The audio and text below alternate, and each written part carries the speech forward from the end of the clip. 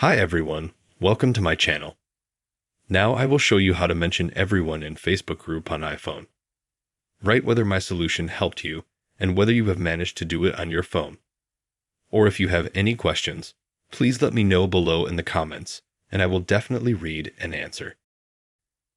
Please subscribe to the channel, put likes. Let's get started. For this, we open Facebook. Click Menu. In the upper right corner, we need to switch from the main profile to the page. Further open Home. In the upper left corner, click on your avatar. Here you need to publish a photo or video or write any text. And after that, we turn on the numbers, click on this dog here.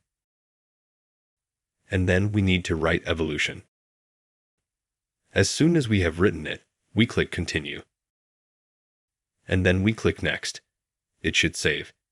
And after that, we were able to mention everyone in our Facebook group on the iPhone. Write to me if my solution helped you and if you managed to do it on your phone.